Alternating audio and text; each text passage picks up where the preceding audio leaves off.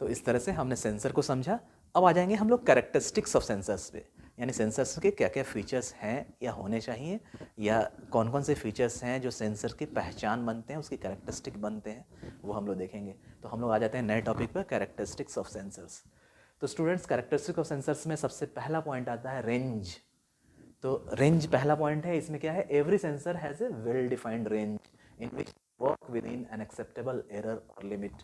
तो हर एक सेंसर का एक अपना रेंज होता है और डेफिनेटली उस रेंज के अंदर वो काम करेगा तो एरर की गुंजाइश बहुत कम होगी, आपको करेक्ट आउटपुट मिलेगा, करेक्ट रिजल्ट मिलेगा। और डेफिनेटली उस रेंज से हम बाहर जाएंगे तो आपको प्रॉपर रिजल्ट नहीं मिलेगा, डेफिनेटली रिजल्ट्स में एरर्स हो सकता है। यानी हर सेंसर का एक अपना वेल डिफाइंड रेंज है। पिछले वीडियो में मैंने आपको दिखाया था जो IIT पटना में हमने इंफ्रारेड बेस्ड प्रॉक्सिमिटी सेंसर्स बनाया था, तो डेफिनेटली एक उसका रेंज है। उस रेंज के नज़दीक हम हाथ को या किसी और चीज़ को हम ले जाएंगे तो सेंसर डिटेक्ट करेगा, बहुत दूर रखेंगे तो डेफिनेटली नहीं डिटेक्ट करेगा। ठीक है, तो ये चीज़ें हो गई कैरेक्टरिस्टिक्स ऑफ सेंसर्स का पहला पॉइंट, रेंज। उसके बाद अगला पॉइंट आ जाता है ड्रिफ्ट। ड्रिफ्ट में क्या है, if the output of signal slowly changes और varies for the same input over a long period of time, then this phenomenon is called drift. अब होता क्या है कि अगर किसी सेंसर को हम लगातार सेम इनपुट दे रहे हैं, ठीक है, यहाँ दिख रहा होगा आपको, अगर किसी सेंसर को लगातार हम सेम इनपुट दे रहे हैं, सेम इनपुट प्रोवाइड कर रहे हैं लॉन्ग पीरियड ऑफ टाइम में, ठीक है, तो डेफिनेटली होना क्या चाहिए ना, अगर आपका सेंसर प्रॉपर वर्क कर रहा है, उसको अगर सेम कांस्टेंट इनपुट देंगे तो आउटपुट भी कांस्टेंट मिलना चाहिए। यही तो डिजायर्ड होता है। आप कोई भी डिवाइस को आप बनाते हो तो आपके लिए डिजायर्ड कैरेक्टरिस्टिक क्या रहता है कि अगर हम एक प्रॉपर इनपुट दे रहे हैं और इनपुट लगातार सेम है तो डेफिनेटली आउटपुट भी लगातार सेम मिलना चाहिए। लेकिन कभी कभी ये चीज़ें नहीं होती हैं। तो होता क्या है कि अगर हम किसी सेंसर को लगातार सेम इनपुट दें लॉन्ग पीरियड ऑफ टाइम और उसमें क्या हो कि उसका आउटपुट थोड़ा सा चेंज होने लगे, स्लोली चेंज होने लगे, यानी इनपुट तो कांस्टेंट रख रहे हैं, होना क्या चाहिए था, आउटपुट भी कांस्टेंट होना चाहिए था, लेकिन थोड़ा सा अगर उसमें बदलाव होने लगे उसके आउटपुट में, स्लोली उसका आउटपुट चेंज होने लगे, तो हम लोग इस फेनोमेनन को बोलते हैं ड्रिफ्ट, यानी सेंसर के अंदर ड्रिफ्ट हो गया। तो कैरेक्टरिस्टिक ऑफ सेंसर का ये पॉइंट है ड्रिफ्ट। अब ड्रिफ्ट के बारे में कुछ और पॉइंट्स हैं। The drift will cause an error in the measured values. और डेफिनेटली ड्रिफ्ट जो है ना वो काउज, उसके कारण से एरर होगा, क्योंकि है क्या कि एक पर्टिकुलर इनपुट के हिसाब से अगर आपने सेंसर को डिज़ाइन कर लिया तो वो उसके हिसाब से स्पेसिफाइड आउटपुट ही देना चाहिए। लगातार वो कांस्टेंट इनपुट आप दे रहे हैं तो आपका आउटपुट भी कांस्टेंट होना चाहिए। लेकिन अगर ये नहीं होता है, लगातार कांस्टेंट इनपुट देने के बावजूद आउटपुट में स्लोली अगर कोई चेंजेस होता है तो ये ड्रिफ्ट कहेगा। और ड्रिफ्ट अगर चेंजेस हो रहा है डेफिनेटली आउटपुट में तो आपको करेक्ट वैल्यू नहीं मिल रही है, यानी definitely the drift will cause an error in the measured value. ये ड्रिफ्ट आपके मेजर्ड वैल्यू में एरर दिखाएगा। ठीक है, नेक्स्ट पॉइंट में आ जाते हैं हम लोग। The drift may result from ageing of the sensor, temperature variance और physical changes in the sensor और sometimes due to random errors. अब ड्रिफ्ट होता क्यों है, क्योंकि आइडियली होना क्या चाहिए था, अभी थोड़ी देर पहले भी हमने डिस्कस किया कि आइडियली होना क्या चाहिए था कि अगर आपने इनपुट को कांस्टेंट रखा है तो आउटपुट भी आपको कांस्टेंट मिलना चाहिए। लेकिन ड्रिफ्ट के कारण कभी कभी ऐसा नहीं होता है। तो ड्रिफ्ट क्यों होता है, ड्रिफ्ट का कारण क्या है, इस पॉइंट से क्लियर किया गया है क्या कि ड्रिफ्ट में result from ageing of the sensor. Ageing मतलब चीज़ों का पुराना होना, सेंसर आपका पुराना हो रहा है, उसकी प्रॉपर्टीज डिटोरिएट कर रही है, उसकी प्रॉपर्टीज में गिरावट आ रही है, तो डेफिनेटली हो सकता है आउटपुट में वेरिएशन आ जाए, यानी ड्रिफ्ट आ जाए। और क्या कारण हो सकता है, तो टेम्परेचर वेरिएंस, जिस टेम्परेचर पे आप मेजरमेंट कर रहे हैं, सपोज दैट आपका प्लेटिनम रेजिस्टेंस थर्मोमीटर है या कोई और डिवाइस है जहां इलेक्ट्रिकल सर्किट यूज़ हो रहा है, तो आपको पता है कि टेम्परेचर के वेरिएशन की वजह से, ओम्स लॉ में आपको बताया गया है कि टेम्परेचर के वेरिएशन की वजह से रेजिस्टेंस में वेरिएशन हो सकता है। जो इलेक्ट्रिकल सर्किट है जहाँ रेजिस्टेंस इन्वॉल्व है तो टेम्परेचर के वेरिएंस की वजह से रेजिस्टेंस बदल जाता है। रेजिस्टेंस बदलेगा तो डेफिनेटली इलेक्ट्रिकल पैरामीटर्स बदलेंगे, वोल्टेज और करंट के हिसाब से चीज़ें बदलेंगी और उसके हिसाब से टेम्परेचर वेरिएंस के हिसाब से डेफिनेटली आपके डेटा में, आउटपुट डेटा में वेरिएशन आ जाएगा। तो एक रीज़न क्या है ड्रिफ्ट का, एजिंग ऑफ द सेंसर, दूसरा रीज़न है टेम्परेचर वेरिएंस। और क्या हो सकता है, फिजिकल चेंजेस हो जाए सेंसर में, सेंसर में कोई चेंजेस हो जाए, सेंसर में कोई स्ट्राइक कर दे, कोई हैमरिंग कर दे, उसका डायमेंशन बदल जाए, तो डेफिनेटली वो चीज़ें होंगी तो सेंसर का आउटपुट इफेक्ट होगा। ठीक है, और sometimes due to random errors, कभी कभी रैंडम एरर्स भी आ जाते हैं। जैसे एयर की डेंसिटी को आप मेज़र कर रहे हो, किसी गैस की डेंसिटी को मेज़र कर रहे हैं, तब तक सैंपल में कुछ बदलाव आ जाए या कुछ अलग से कुछ डेविएशंस हो जाए, अचानक से कुछ रैंडम एरर्स कभी कभी हो जाते हैं, कभी कभी अचानक से रैंडमली एयर का कंपोजिशन चेंज कर जाए, गैसेस का कंपोजिशन चेंज कर जाए, उसकी डेंसिटी चेंज कर जाए, तो कुछ रैंडम रीजन्स से भी होता है। तो ड्रिफ्ट के क्या क्या कारण हैं, ageing of the sensors, temperature variance और फिजिकल चेंजेस का जो कुछ वेरिएंस हो सकता है, या कभी कभी रैंडम एरर्स की वजह से हो सकता है, ड्रिफ्ट हो सकता है आपके सेंसर्स में। तो ये दो पैरामीटर्स को हमने देखा, ये दो कैरेक्टरिस्टिक्स को हमने देखा सेंसर्स के। आगे हम लोग आ जाते हैं, और भी कैरेक्टरिस्टिक्स में सेंसर्स का। तो अगले कैरेक्टरिस्टिक में हम लोग आ जाते हैं जो कि है सेंसिटिविटी। सेंसिटिविटी क्या है? Sensitivity is defined as the change in output per unit change in input of the property और क्वांटिटी बीइंग मेजर्ड। तो स्टूडेंट सेंसिटिविटी क्या है? किसी सेंसर की सेंसिटिविटी है change in output per unit change in input, जिस property का हम लोग मेज़र कर रहे हैं। यानी सेंसर से जब हम मेजरमेंट कर रहे हैं ना, तो सेंसिटिविटी क्या है? Change in output per unit change in input, जिस क्वांटिटी का हम मेज़र कर रहे हैं। यानी सेंसर से जब हम मेजरमेंट कर रहे हैं, यानी कि किसी डिवाइस से अगर हम मेजरमेंट कर रहे हैं, तो चेंज इन इनपुट के करस्पॉन्डिंग जो चेंज इन आउटपुट मिल रहा है पर यूनिट, यानी per unit change in input के corresponding per unit change in output मिल रहा है। तो ये per unit change in output का ratio, per unit change in output to per unit change in input का जो रेशियो है ना, यही सेंसिटिविटी है किसी भी डिवाइस का, किसी भी सेंसर का। तो सेंसिटिविटी में ही अगले पॉइंट पे हम लोग आ जाते हैं। ये क्या है? The sensitivity of a sensor may be constant और linear for the entire range of a sensor और मे वैरी एक्सपोनेंशियली और in some other manner if the sensor is a non linear sensor. तो अब sensor में sensitivity के basis पे sensors को हम लोग क्लासीफाई करते हैं, लीनियर सेंसर और नॉन लीनियर सेंसर। अब वो है क्या? लीनियर सेंसर क्या है?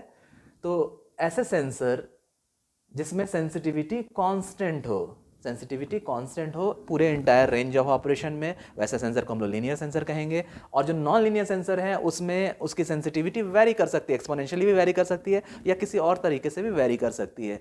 ठीक है, जैसे सपोज दैट अगर हम कोई टेम्परेचर सेंसर को डिज़ाइन कर रहे हैं जो ओम्स लॉ के बेसिस पे काम करता हो। ठीक है, ओम्स लॉ पहले आपको पता ही है कि सपोज दैट एक रेजिस्टेंस है और इस रेजिस्टेंस में हमने वोल्टेज सोर्स को दे दिया और सपोज दैट ये वैरिंग वोल्टेज सोर्स है। ठीक है, तो डेफिनेटली क्या होगा? हम जो वोल्टेज अप्लाई करेंगे और ये जो रेजिस्टेंस है इसके हिसाब से करंट फ्लो करेगा इस सर्किट में। इस तरह से कन्वेंशनल करंट को हम लोग लेके चल सकते हैं, कन्वेंशनल करंट फ्लो करेगा। ठीक है, अब क्या है? अगर हम यहाँ पे रेजिस्टेंस सेंसर हमने लगा के रखा है, रेजिस्टेंस सेंसर, और यहाँ क्या कर रहे हैं हम लोग? जो source of electrical potential energy है यानी इस वोल्टेज को वेरी करा रहे हैं, क्योंकि वेरिएबल वोल्टेज सोर्स हमने लिया है। तो डेफिनेटली उसके हिसाब से करंट वेरी करेगा। लेकिन आपका जो रेजिस्टेंस है ना, वो रेजिस्टेंस जब तक हम एक पर्टिकुलर एक नॉर्मल टेम्परेचर रेंज पे हम लोग काम कर रहे हैं और टेम्परेचर सराउंडिंग का वेरी नहीं कर रहा है, यहाँ पे क्या है? इसकी सेंसिटिविटी कांस्टेंट होगी। जितना वोल्टेज को हम वेरी करेंगे उतना करंट वेरी करेगा, क्योंकि ओम्स लॉ से आपको पता है कि V/I का रेशियो कांस्टेंट होता है और डेफिनेटली कांस्टेंट होता है तो कितना आता है? ये V/I का रेशियो R के बराबर आता है और इसी से हम लोग डिराइव करके ओम्स लॉ में पहुँचते हैं V = IR। तो डेफिनेटली क्या है कि अगर आपके डिवाइस की सेंसिटिविटी लीनियर है तो हर बार जितना वोल्टेज का हम चेंज करेंगे, जितना इनपुट का चेंज करेंगे, उसके हिसाब से ही आउटपुट पर यूनिट चेंज उतना ही होगा। और हर बार जब तक सराउंडिंग का टेम्परेचर सेम है, रेजिस्टेंस आपको सेम मिलता रहेगा इस डिवाइस का। ठीक है, तो इस तरह से अगर हम सेंसर को डिज़ाइन करें, ऐसा सेंसर जिसमें पर यूनिट चेंज इन इनपुट के हिसाब से ही पर यूनिट चेंज इन आउटपुट होता रहे, और ये जो रेशियो है per unit change in output to per unit change in input का रेशियो हमेशा अगर कांस्टेंट मिलता रहे, तो डेफिनेटली ऐसे सेंसर्स लीनियर सेंसर होंगे। और लीनियर सेंसर का ग्राफ आपको पता ही है कि स्ट्रेट लाइन मिलता है। स्ट्रेट लाइन के ग्राफ को हम लोग कोऑर्डिनेट ज्योमेट्री में y = mx + c के हिसाब से लेके चलते हैं। यहाँ क्या है? आपका इंडिपेंडेंट वेरिएबल x है और डिपेंडेंट वेरिएबल y है, m इज़ द स्लोप, और इससे आपको स्ट्रेट लाइन का इक्वेशन मिलता है। स्ट्रेट लाइन का इक्वेशन जहाँ m स्लोप को बता रहा है और स्लोप को हम लोग tan थीटा से रिप्रेजेंट करते हैं। ये थीटा जो एंगल है इससे आपको स्लोप पता चल रहा है। x को हम लोग वेरी करा रहे हैं इंडिपेंडेंट वेरिएबल, उससे आपको y मिल रहा है। तो अगर ये आउटपुट यानी y/x का रेशियो कांस्टेंट है तो डेफिनेटली आपको स्ट्रेट लाइन इक्वेशन मिल रहा है, यानी आपका ग्राफ लीनियर है। तो इस प्रॉपर्टी को जो सेंसर फॉलो करेगा, यानी जिस सेंसर में पर यूनिट चेंज इन आउटपुट और पर यूनिट चेंज इन इनपुट का रेशियो आपको कांस्टेंट मिले, वो लीनियर सेंसर होगा। और जो भी डिवाइस में ऐसा नहीं होता है वो नॉन लीनियर सेंसर होगा। और उस वैसे डिवाइस में क्या होगा? तो डेफिनेटली सेंसिटिविटी जो है ना वो एक्सपोनेंशियली वैरी कर सकती है, किसी और तरीके से वैरी कर सकती है। यानी जाहिर है जो डिवाइस लीनियर नहीं होगा उसमें हो सकता है सेंसिटिविटी ऐसे वैरी करे, शुरुआत में कुछ लीनियर टाइप का मिले लेकिन बाद में एक्सपोनेंशियली वैरी करे। क्यों? क्योंकि उसकी सेंसिटिविटी बदल रही है मेजरमेंट के रेंज के हिसाब से। और वैसे डिवाइस जहाँ सेंसिटिविटी पूरे मेजरमेंट इंटायर रेंज में न बदले, कांस्टेंट हो, जहाँ सेंसिटिविटी, ध्यान रखना है, सेंसिटिविटी जहाँ कांस्टेंट हो जिस सेंसर में, डेफिनेटली वो लीनियर सेंसर होगा। तो मेरे ख्याल से स्टूडेंट में आई होंगी आपको ये सारी चीज़ें। नेक्स्ट कैरेक्टरिस्टिक में हम लोग आ जाते हैं, दैट इज सेलेक्टिविटी। अब सेलेक्टिविटी क्या है? The ability of the sensor to measure the target property in the presence of other property. Selectivity क्या है? किसी सेंसर की वो क्षमता, वो एबिलिटी जिसमें बहुत सारी प्रॉपर्टीज़ के बीच में आपका जो टारगेट है ना, टारगेट प्रॉपर्टीज़ को मेजर करने, एक्यूरेटली मेजर करने की क्षमता सेलेक्टिविटी है। जैसे सपोज दैट आपने देखा होगा कि आपका जो म्यूजिक सिस्टम रहता है ना आपके घर में, तो म्यूजिक सिस्टम में आपने देखा होगा कि म्यूजिक सिस्टम में बहुत सारे नॉब रहते हैं, ठीक है, जिससे आप वॉल्यूम वगैरह को कंट्रोल कर सकते हो, ठीक है। बहुत सारे नॉब आपको मिलेंगे जिससे वॉल्यूम वगैरह को कंट्रोल किया जा सकता है। इस तरह के नॉब्स आपके म्यूजिक सिस्टम में लगे रहते हैं और इसमें ऐसे पॉइंट्स बने रहते हैं, आप इन नॉब्स को घुमा सकते हो। आपने देखा होगा कि एक तो आपका मेन नॉब रहता है जो वॉल्यूम के लिए है, ये क्या करता है? ओवरऑल वॉल्यूम को बढ़ा देता है। उसके बाद आता है आपका बेस का, हम लोग लिखते हैं इंग्लिश में बास, लेकिन इसको बेस प्रोनाउंस किया जाता है। और आता है टेरेबल का, ठीक है। तो इस तरह से ये चीज़ें रहती हैं। अब इसमें है क्या ना कि वॉल्यूम से तो ओवरऑल वॉल्यूम बढ़ गया, आपका जो म्यूजिक प्ले हो रहा है ना उसका पूरा वॉल्यूम बढ़ गया, लेकिन बेस से क्या है, आप कंट्रोल कर सकते हो कि आपको ड्रम बिट्स ज़्यादा चाहिए, टेरेबल से आप कंट्रोल कर सकते हो कि आपको वोकल साउंड ज़्यादा चाहिए, या इंस्ट्रूमेंट्स जो ऐसे हैं जिनका झंझनाता हुआ साउंड है, जिनका वो आपको ज़्यादा चाहिए, या ड्रम बिट आपको ज़्यादा चाहिए। तो है क्या कि बहुत सारी फ्रिक्वेंसीज के कंपोजिशन से ओवरऑल आपको साउंड बना, जिसमें वोकल साउंड भी है, ड्रम बिट भी है, छोटे छोटे इंस्ट्रूमेंट्स का साउंड भी है, लेकिन उसमें से एक पर्टिकुलर चीज़ को सेलेक्ट करके आप एम्पलीफाई कर रहे हो अपने एम्पलीफायर से। तो हुआ क्या, उन बहुत सारे फ्रिक्वेंसीज में से, उन बहुत सारे साउंड की फ्रिक्वेंसीज, उन बहुत सारे साउंड सिग्नल में से एक पर्टिकुलर सिग्नल को इसने टारगेट किया, ड्रम बिट को, और उसको इसने बेस से बढ़ाया। तो ये चीज़ें हैं, बहुत सारी चीज़ों में से किसी एक चीज़ को सेलेक्ट करने की क्षमता, वो आती है सेलेक्टिविटी में। सेलेक्टिविटी क्या है, आपको डेफिनेशन से पता चल गया होगा कि किसी सेंसर की सेलेक्टिविटी क्या है। तो the ability of the sensor to measure the target property in the presence of other property, यानी किसी सेंसर की वो क्षमता जिसमें बहुत सारी प्रॉपर्टीज़ में से आपका जो टारगेट प्रॉपर्टी है ना उसको वो मेज़र कर सके, वो चीज़ें होती हैं। आपने देखा होगा ना, जो आपका जो प्रोसेस होता है, किसान लोग भी जो यूज़ करते हैं, जो प्रोसेस होता है जहाँ क्या है कि आपने देखा होगा कि फूड ग्रेन्स को उसके भूसे से अलग करने के लिए लोग ऐसे फटकते हैं सूप को। होता क्या है कि हवा से जो लाइटर पार्टिकल है भूसा का वो दूर चला जाता है, उसका जो लंप है वो एक जगह बनने लगता है, उसका हम्प जो है एक जगह बनने लगता है, उसका ढेर एक जगह लगने लगता है, और हेवियर पार्टिकल हैं फूड ग्रेन्स वो एक जगह जमा होने लगते हैं। तो है क्या, उस मिक्सर में से आपने टारगेट करके चीज़ों को सेपरेट कर दिया। तो आपके सेंसर की वो क्षमता जिसमें बहुत सारी प्रॉपर्टीज़ में से टारगेट प्रॉपर्टीज़ को वो डिटेक्ट कर सके, सेंस कर सके, ये होता है सेलेक्टिविटी। एक और एग्जांपल, अगले पॉइंट में आपको एक और एग्जांपल मिलेगा, हम लोग देख लेते हैं। तो अगले पॉइंट में हम लोग देख लेते हैं, इसमें है क्या, the sensor should be very sensitive to the property being measured and should be insensitive to other properties likely to be encountered in its application of measurement which are present in the surrounding environment और samples. अब selectivity में ही अगला point आपको क्या बता रहा है कि डेफिनेटली आपका सेंसर ऐसा होना चाहिए, बहुत सेंसिटिव होना चाहिए उन चीज़ों के प्रति जिसको आपको एक्चुअल में मेजर करना है, ठीक है। बहुत सारी प्रॉपर्टीज है जिसमें से आपको जो प्रॉपर्टी मेजर करना है, तो डेफिनेटली आपका सेंसर सेंसिटिव होना चाहिए उन चीज़ों के प्रति, उन क्वांटिटीज़ के प्रति जिसको आपको मेजर करना है, और डेफिनेटली बाकी चीज़ों के प्रति इनसेंसिटिव होना चाहिए। यही तो सेलेक्टिविटी है, ठीक है। जैसे एक और एग्जांपल यहाँ पर है, अगले पॉइंट में हम लोग देखते हैं। ये पॉइंट क्या है, for example an oxygen sensor does not react with other gases like CO2 then it has good selectivity. अब है क्या कि जैसे एक एग्जांपल हमने लिया कि अगर आपके पास ऑक्सीजन सेंसर है ना, तो एक गैस सैंपल में से एक, ठीक है, एयर अगर जैसे हम लोग ले लें या कोई भी गैस का मिक्सर ले लें, उस सैंपल में से डेफिनेटली अब आपका सेंसर ऐसा होना चाहिए कि वो ऑक्सीजन सेंसर है तो सिर्फ ऑक्सीजन के साथ रिएक्ट करके ऑक्सीजन को डिटेक्ट कर सके, सेंस कर सके। बाकी जैसे CO2 या अदर गैसेस हैं या सस्पेंडेड कार्बन पार्टिकल्स हैं, उनको वो बिल्कुल भी डिटेक्ट ना करे, उनके साथ बिल्कुल भी रिएक्ट ना करे। तो डेफिनेटली हमें हमारे लिए डिजायर्ड क्या है, हम चाहेंगे क्या, आइडियली हम क्या चाहेंगे कि आपका जैसे ऑक्सीजन सेंसर है तो डेफिनेटली उस गैस के सैंपल में से सिर्फ ऑक्सीजन के साथ रिएक्ट करके उसके प्रेजेंस को डिटेक्ट कर सके, बाकी अदर गैसेस लाइक CO2 चाहे और अदर गैसेस हैं उनके साथ बिल्कुल रिएक्ट ना करे। ये चीज़ें आती हैं आपके सेलेक्टिविटी में। तो स्टूडेंट्स नेक्स्ट प्रॉपर्टी में हम लोग आ जाते हैं। नेक्स्ट है रेजोल्यूशन। रेजोल्यूशन क्या है, the resolution of a sensor is the smallest change that it can detect in the quantity that is being measured. अब रेजोल्यूशन क्या है, वो स्मॉलेस्ट चेंज है, जिस क्वांटिटी को हम मेजर कर रहे हैं उसका जो स्मॉलेस्ट चेंज है उसको हम लोग रेजोल्यूशन बोलते हैं, ठीक है। तो सेंसर से जो हम लोग जिस क्वांटिटी को मेजर कर रहे हैं उस क्वांटिटी में जो स्मॉलेस्ट चेंज है वो रेजोल्यूशन होता है उस क्वांटिटी का। जैसे आपने देखा होगा हम लोग जैसे वोल्ट मीटर मेजर कर रहे हैं, तो वोल्ट मीटर के लिए अलग अलग रेंजेस है। वोल्ट मीटर को हम लोग वोल्ट्स में मेजर कर सकते हैं। बड़े वोल्टेजेस जो हैं, बड़े पोटेंशियल डिफरेंसेस हैं, उनको हम लोग किलो वोल्ट में के रेंज में मेजर करते हैं, या फिर आगे चल के और भी बड़ा हो गया तो हम लोग उसको मेगा वोल्ट्स और अदर चीज़ में हम लोग मेज़र करते हैं। तो आपके सेंसर के मेज़र करने की जो क्षमता है ना, उसमें जो स्मॉलेस्ट चेंज जिसको वो मेज़र कर सके उसको हम लोग बोलते हैं उस सेंसर का रेजोल्यूशन है। और अगले पॉइंट्स में हम लोग देख लें, रेजोल्यूशन के अंदर ही अगला पॉइंट है, the resolution of a sensor with the digital output is usually the smallest resolution which the digital output is capable of processing। अब जैसे सेंसर्स बहुत तरह के होंगे, एनालॉग सेंसर्स भी होंगे, आगे हम लोग देखेंगे डिजिटल सेंसर्स भी होंगे। तो अगर आपका सेंसर डिजिटल सेंसर है ना, तो उसका रेजोल्यूशन क्या होगा, उसका रेजोल्यूशन वो आउटपुट होगा जो कि स्मॉलेस्ट रेजोल्यूशन डिजिटल आउटपुट के फॉर्म में वो डिवाइस प्रोसेस करने में कैपेबल हो।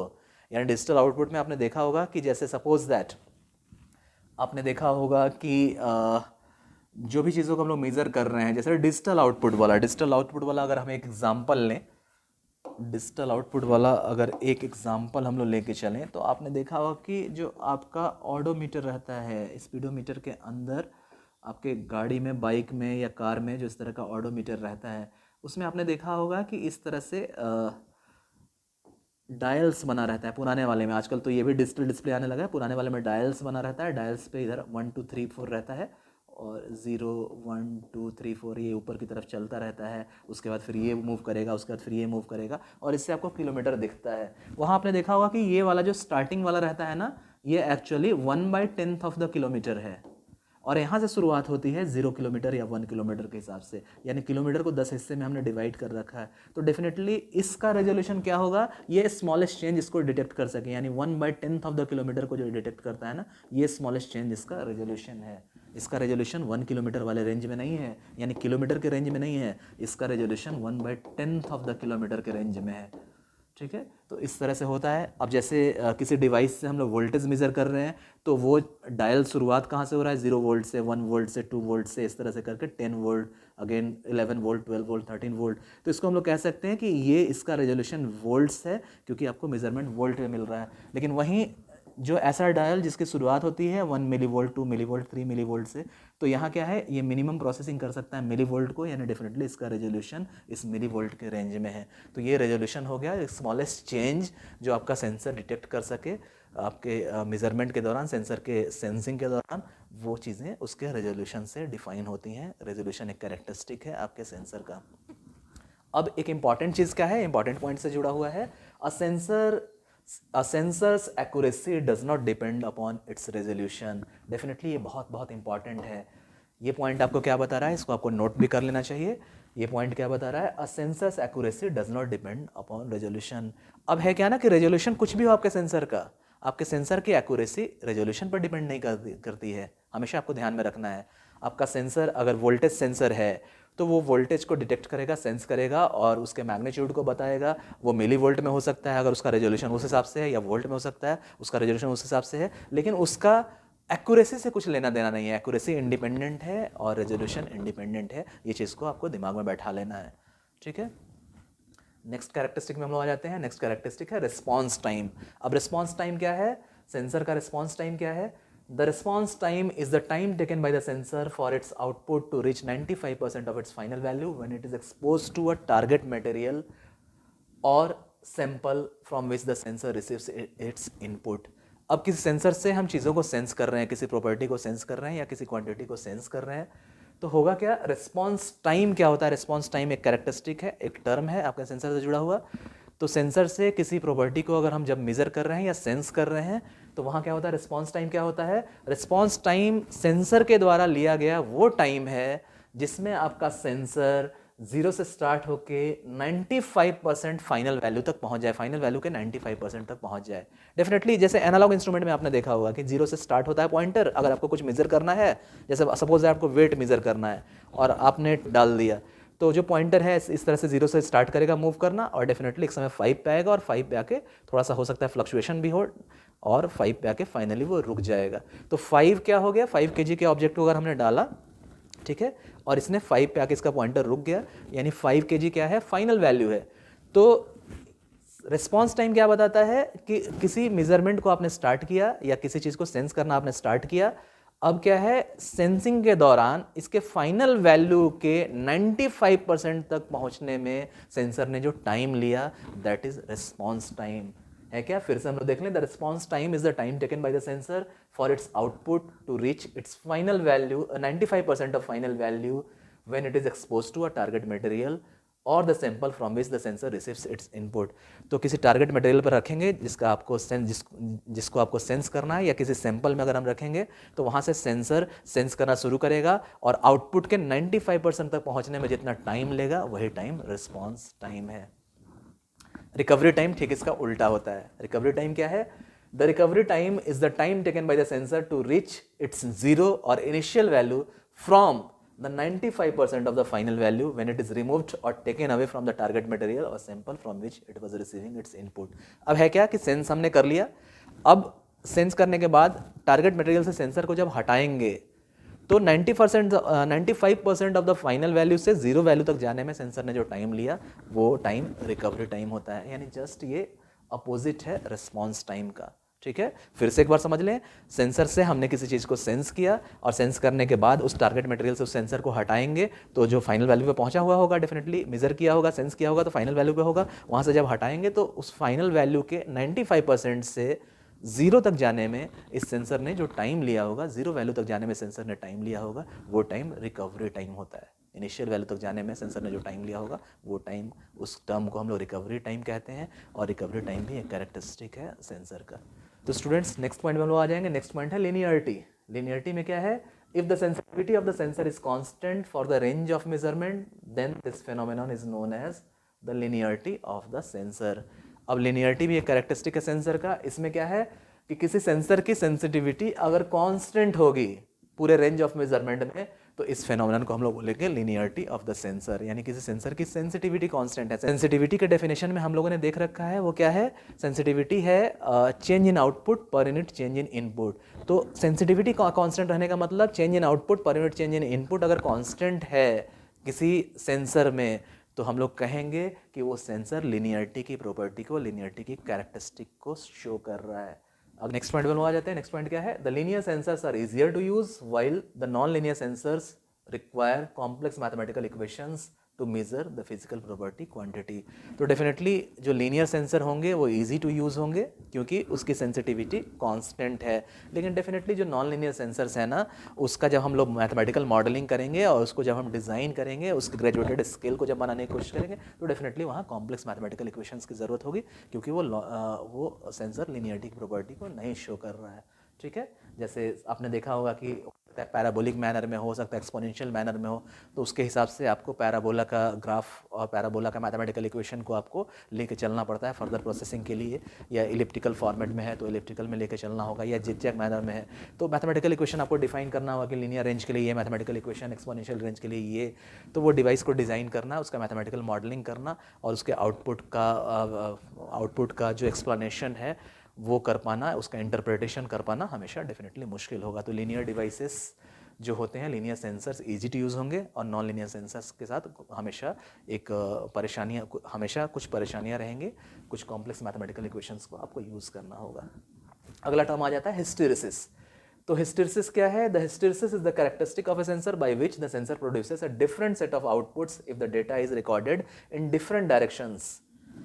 और डिफरेंट डायरेक्शंस क्या, इंक्रीजिंग इनपुट और decreasing input of A measurement. अब होता क्या है ना कि सेंसर से अगर किसी चीज़ को हम सेंस कर रहे हैं तो वहाँ डायरेक्शन, अब डायरेक्शन यहाँ वो डायरेक्शन नहीं है, ओरिएंटेशन वाला डायरेक्शन नहीं, मेजरमेंट का डायरेक्शन, यानी मेजरमेंट हम पॉजिटिव डायरेक्शन में कर रहे हैं या नेगेटिव डायरेक्शन में कर रहे हैं।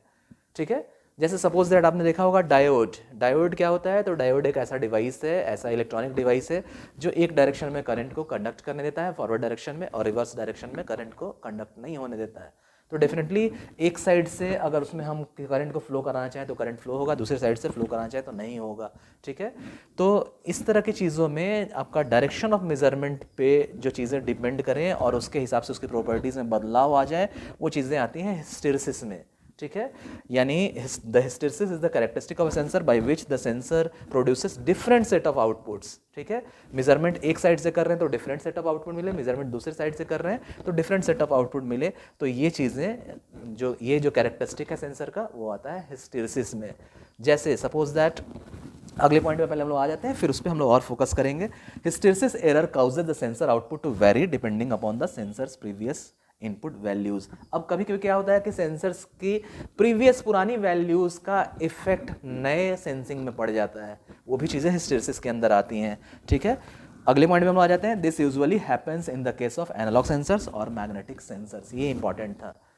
ऐसा होता क्या है ज़्यादातर वैसे सेंसर्स में जो एनालॉग सेंसर्स हैं या फिर मैग्नेटिक सेंसर्स हैं। आपने जो स्टूडेंट्स इलेक्ट्रिकल इंजीनियरिंग बैकग्राउंड के हैं उन्हें हिस्टेरिसिस टर्म कई बार मिला है, ठीक है। और आपको पता है, मैंने पढ़ाया है इलेक्ट्रिकल मशीन्स में कि हिस्टेरिसिस कितना इंपॉर्टेंट है। हिस्टेरिसिस कहीं ना कहीं एक तरफ हिस्टेरिसिस लॉस भी कराता है मशीन में, जो मैग्नेटिक लॉसेस का हिस्सा है। आपको पता है कि मैग्नेटिक लॉसेस दो तरह के होते हैं, एडी करंट लॉस और हिस्टेरिसिस लॉस। तो कहीं ना कहीं इस हिस्टेरिसिस की प्रॉपर्टीज से हिस्टेरिसिस लॉस होता है मशीन में, लेकिन ये हिस्टेरिसिस उतना ही इंपॉर्टेंट भी है, क्योंकि अगर ये hysteresis loop, hysteresis curve, BH curve नहीं होता तो हमारे पास रेसिडुअल मैग्नेटिज्म भी नहीं होता और हम लोग सेल्फ एक्साइटेड जनरेटर्स भी नहीं बना पाते। तो स्टूडेंट्स आगे चल के हम लोग देखेंगे, और इलेक्ट्रिकल इंजीनियरिंग के स्टूडेंट्स को मशीन के लेक्चर्स में मैंने पढ़ा रखा है कि कैसे जो मैग्नेटिक मटेरियल्स हैं ना, उनमें ऐसा फिनोमेनन होता है हिस्टेरिसिस के वजह से कि एक डायरेक्शन में जब मेजरमेंट करेंगे तो आउटपुट अलग मिलेगा, दूसरे डायरेक्शन में जब मेजरमेंट करेंगे तो आउटपुट बदल जाता है। हिस्टेरिसिस की प्रॉपर्टीज़ की वजह से कहीं ना कहीं मैग्नेटिक डाइपोल्स के अलाइनमेंट से जुड़ी हुई चीज़ें हैं। वो अगर डीप में कभी क्लासेस होगा हिस्टेरिसिस का तो मैं आपको बताऊंगा, ठीक है। अभी हम लोग अगर फोकस करें तो हिस्टेरिसिस क्या है, एक कैरेक्टरिस्टिक है सेंसर का, जहां आपके मेजरमेंट के डायरेक्शन के हिसाब से आउटपुट का सेट बदल जाता है। तो ये कैरेक्टरिस्टिक है हिस्टेरिसिस का। कभी हम लोग हिस्टेरिसिस को बहुत डीपली देखेंगे जब उसके पर्टिकुलर लेक्चर में हम लोग आएंगे। अभी के कोर्स ऑफ स्टडी के हिसाब से, अभी के आपके सिलेबस के हिसाब से और सिलेबस के स्कोप के हिसाब से इतनी चीज़ें ही आपके लिए सफिशिएंट है हिस्टेरिसिस को जानने के लिए। नेक्स्ट कैरेक्टरिस्टिक में हम लोग आ जाते हैं। नेक्स्ट कैरेक्टरिस्टिक है कैलिब्रेशन। अब कैलिब्रेशन भी इंपॉर्टेंट पॉइंट है, कैरेक्टरिस्टिक है सेंसर का। इसमें हम लोग देख लेते हैं है क्या। तो कैलिब्रेशन में हम लोग देख लेते हैं ये पॉइंट में, it is necessary to tune the output of the sensor with accurately known input and its exact proper value of output corresponding to this input if a meaningful measurement is to be made. अब calibration क्या होता है? Calibration होता है, जैसे suppose that एक छोटी सी घटना मैं आपको बता रहा हूँ। जब मैं अपना घर बनवा रहा था तो हम लोग वो सरिया होता है, जो छड़ होता है, वो खरीदने गए। तो वो स्केल पे जो वेइंग स्केल होता है उस पर वो छड़ का बंडल वो लादने लगा और मेजरमेंट करने लगा। तो मैंने उसको एक बहुत इंपॉर्टेंट पॉइंट, जो दुकानदार था वो, मैंने उसको इंपॉर्टेंट चीज़ कहा। मैंने कहा पहले जीरो तो दिखाइए। ये सबसे इंपॉर्टेंट चीज़ था। एक्चुअली में उसका जो वेइंग स्केल है ना, उसका तराजू है ना, वो कैलिब्रेटेड है कि नहीं, उसकी पहचान इसी से होती है कि जब उसमें हमने कोई भी वेट नहीं लादा तो डेफिनेटली उसका पॉइंटर जीरो होना चाहिए। अगर नहीं है तो डेफिनेटली आपको प्रॉपर वैल्यू नहीं मिलेगी। यानी उस स्केल पे उस सरिया के बंडल को लादने से पहले, उसका वेट लेने से पहले अगर वो प्रॉपरली कैलिब्रेटेड है, तो जब हमने कोई वजन नहीं डाला, यानी जब आपका वेट, उस पर जो वजन हम डाल रहे हैं, जो मास है, वो अगर वाकई 0 kg है और पॉइंटर भी वाकई 0 kg दिखा रहा है, तो हम लोग कहेंगे कि उस डिवाइस को हमने कैलिब्रेट कर रखा है। अगर नहीं दिखा रहा है, कोई वेट हमने नहीं भी डाला उस पर और 5 kg पे पॉइंटर है, पॉइंटर उसके 5 kg के मार्क पे है, डेफिनेटली वो आपको करेक्ट वैल्यू नहीं देगा। अगर 50 kg हमने डाला, अगर हमने उस पर वेट डाला और ये 50 kg शो कर रहा है, तो एक्यूरेट में आपको समझ लेना चाहिए कि इसका वेट कितना है। 50 माइनस वो 5, 50 माइनस वो 5, यानी 45 kg ही वेट है, लेकिन आपको 50 शो हो रहा है। क्यों? क्योंकि उसका प्रॉपर कैलिब्रेशन नहीं है। यानी किसी एक पर्टिकुलर स्टैंडर्ड वैल्यू पे आपका आउटपुट स्टैंडर्ड शो करे, वही पर्टिकुलर शो करे जो दिखना चाहिए, हम लोग उसको टर्म देंगे कैलिब्रेशन। यानी जब हमने कोई वेट नहीं डाला तो वाकई पॉइंटर 0 शो करना चाहिए। अगर ये शो कर रहा है तो हम लोग बोलेंगे कि हमने डिवाइस को कैलिब्रेट कर लिया। उसी तरह सेंसर के केस में भी यही चीज़ है कि it is necessary to tune the output. क्या करना है? ट्यून करना है आउटपुट को एक्यूरेटली नोन इनपुट से।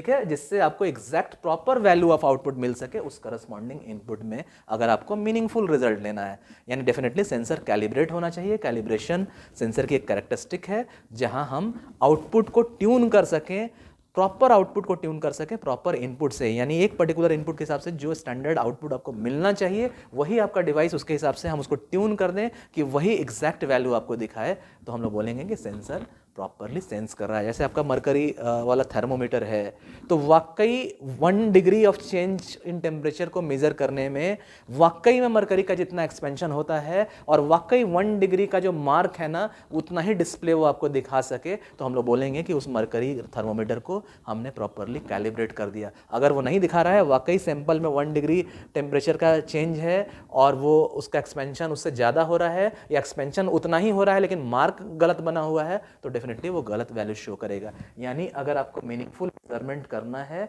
तो आपको आउटपुट को ट्यून करना होगा एक पर्टिकुलरली एक्यूरेटली नोन इनपुट के साथ, सो दैट कि एग्जैक्ट प्रॉपर वैल्यू आपको आउटपुट का मिल सके। इस चीज़ को, इस टर्म को, इस फिनोमेनन को हम लोग बोलते हैं कैलिब्रेशन। इस कैरेक्टरिस्टिक को हम लोग बोलते हैं कैलिब्रेशन ऑफ सेंसर। अगले पॉइंट में हम लोग आ जाते हैं, a sensor should be calibrated accurately to get the proper and accurate result. और डेफिनेटली सेंसर को हम लोग क्या करेंगे, कैलिब्रेट करेंगे एक्यूरेटली, सो दैट कि प्रॉपर और एक्यूरेट रिजल्ट हमें मिल सके। नेक्स्ट प्रॉपर्टी में हम लोग आ जाते हैं, नेक्स्ट है फुल स्केल आउटपुट। यहाँ क्या है, the full scale output is the difference between the output value for the maximum input and the output value for the minimum input. अब ये बहुत आसान है क्या, तो किसी सेंसर का फुल स्केल आउटपुट क्या होगा, तो फुल स्केल आउटपुट वो डिफरेंस है, ठीक है। फुल स्केल आउटपुट वो डिफरेंस है, कहाँ का डिफरेंस, तो वो आउटपुट जो मैक्सिमम इनपुट के करस्पॉन्डिंग मिले, ठीक है, ध्यान देना है।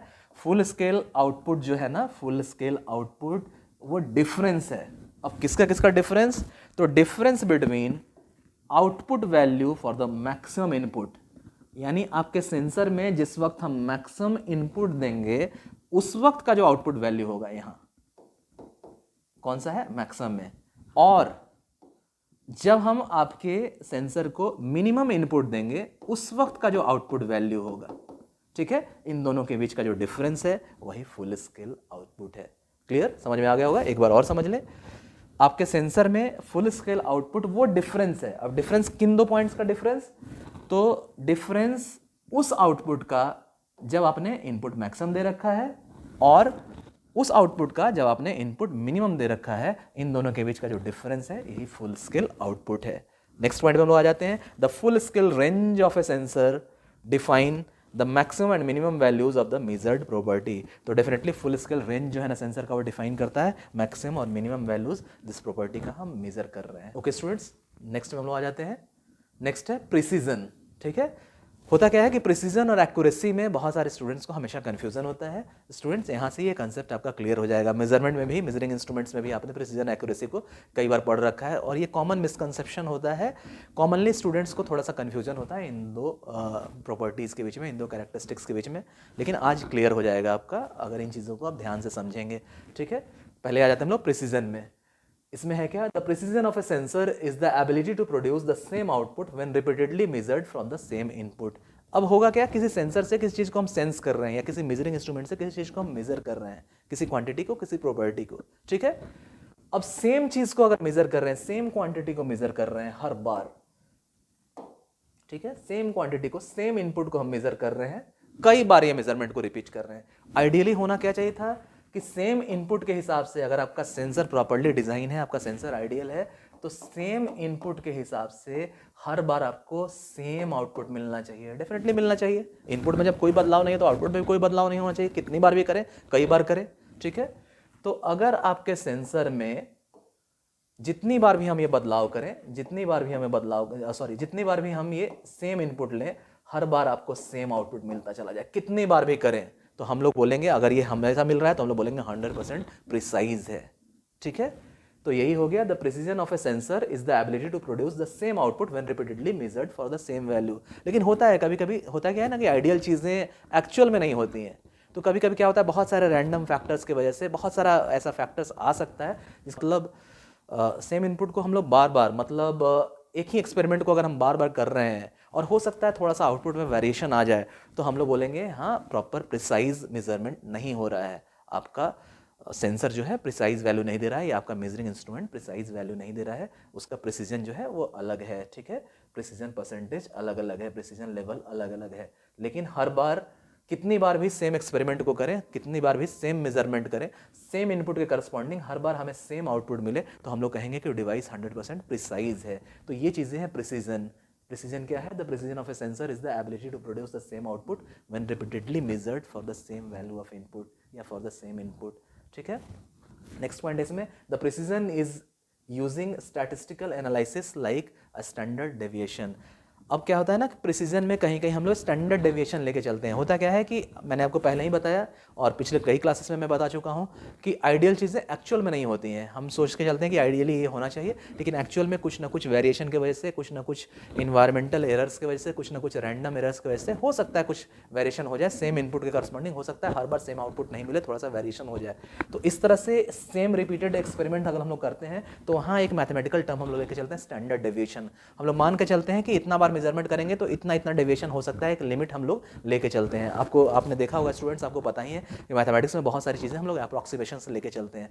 तो ऐसे एनालिसिस को जहाँ एक ही एक्सपेरिमेंट को या एक ही फेनोमेनन को हम लोग बार बार रिपीटेडली करा रहे हैं, एक ही मेजरमेंट के टाइप को बार बार रिपीटेडली करा रहे हैं, तो वहाँ जो एरर की गुंजाइश है उसका एक दायरा हम लोग लेके चलते हैं कि इतना तक हो सकता है, एक अप्रॉक्सीमेट वैल्यू स्टैंडर्ड डेविएशन से। तो वहाँ एनालिसिस में हम लोग स्टैंडर्ड डेविएशन लेके चलते हैं। ओके स्टूडेंट्स, तो हम लोग आ जाते हैं नेक्स्ट पॉइंट में। नेक्स्ट पॉइंट है एक्यूरेसी, और एक्यूरेसी में हम लोग देख लेते हैं कि एक्यूरेसी क्या है। The accuracy of a sensor defines how close the output is to the real value. यानी एक्यूरेसी किसी सेंसर का जो हमें आउटपुट मिलता है वो आउटपुट अपने रियल वैल्यू के कितना करीब है, कितना क्लोज है, इस टर्म को हम लोग एक्यूरेसी से डिफाइन करते हैं। यानी अपने रियल वैल्यू जो शो करना चाहिए सेंसर को सेंस करने के बाद, उस रियल वैल्यू से सेंसर का एक्चुअल आउटपुट कितना करीब है, कितना क्लोज है, ये डिफाइन करता है उस सेंसर की एक्यूरेसी। अब उस सेंसर का, जिस सेंसर से हमने किसी क्वांटिटी को सेंस किया, उसका आउटपुट अपने रियल वैल्यू से अगर जितना ज़्यादा क्लोज होगा वो सेंसर उतना ही एक्यूरेट होगा। तो एक्यूरेसी होप आपको समझ में आया होगा। नेक्स्ट पॉइंट क्या है? The accuracy defines the maximum error the sensor may produce. अब है क्या कि जो रियल एक्चुअल वैल्यू मिलनी चाहिए, उस एक्चुअल वैल्यू से हमारा सेंसर जो आउटपुट दे रहा है वो जितना ज़्यादा करीब होगा, सेंसर हमारा उतना ही एक्यूरेट होगा, और एक्चुअल वैल्यू से जितना दूर होगा, जितना डेविएट करेगा, वो सेंसर उतना ही इनएक्यूरेट होगा। तो ये टर्म है एक्यूरेसी। जैसे सपोज दैट हमें कोई टेम्परेचर मेजर करना है किसी सेंसर को यूज करके, हमें सपोज दैट अगर टेम्परेचर मेजर करना है, तो हमें अगर पता है कि 1 डिग्री के चेंज को हम मेजर कर रहे हैं, अगर हमें स्टैंडर्ड लेबोरेटरिकल कंडीशन दे दिया जाए और हमें पता है कि अगर 1 डिग्री के चेंज को हम लोग मेजर कर रहे हैं, तो 1 डिग्री के चेंज के हिसाब से हमारे सेंसर को भी 1 डिग्री का आउटपुट शो करना चाहिए, जो कैलिब्रेटेड स्केल पे या डिस्प्ले पे हमें दिखाएगा। तो अगर हमें पता है कि 1 डिग्री का चेंज ही हम मेजर कर रहे हैं, तो हमारे लिए है क्या कि हमें 1 डिग्री का आउटपुट हमारे डिस्प्ले पे शो होना चाहिए। अगर हमारा सेंसर भी वाकई 1 डिग्री का आउटपुट शो करता है, तो हम लोग कहेंगे कि हमारा सेंसर 100% एक्यूरेट है। यानी एक्चुअल वैल्यू रियल वैल्यू से, जो हमारा जो वैल्यू है, उस रियल वैल्यू से हमारा सेंसर जो आउटपुट दे रहा है वो उस रियल वैल्यू से जितना ज़्यादा करीब होगा, हमारा सेंसर उतना ही एक्यूरेट होगा। और जितना ज़्यादा अपने एक्चुअल वैल्यू से हमारे सेंसर की रीडिंग, हमारे सेंसर का आउटपुट दूर होगा, डेविएट करेगा, उतना ज़्यादा सेंसर हमारा इनएक्यूरेट होगा। तो आई थिंक एक्यूरेसी आपको समझ में आ गया होगा। तो स्टूडेंट्स, यहाँ तक हम लोगों ने कैरेक्टरिस्टिक्स ऑफ सेंसर को देखा, ये टॉपिक को हमने कवर किया। और स्टूडेंट्स, आज के लेक्चर को हम लोग यहीं फिनिश करते हैं। होप ये लेक्चर आप सबको पसंद आया होगा। अगर ये लेक्चर आपको अच्छा लगा तो इस लेक्चर को, इस वीडियो को लाइक कर दें, मेरे चैनल को सब्सक्राइब कर दें और बेल आइकन को प्रेस कर दें, सो दैट कि समय पर मैं और वीडियोस लाऊं आपके लिए, तो उसका नोटिफिकेशन आपको टाइम पे मिलता रहे। तो स्टूडेंट्स, होप ये लेक्चर आपको अच्छा लगा होगा। Thank you so much.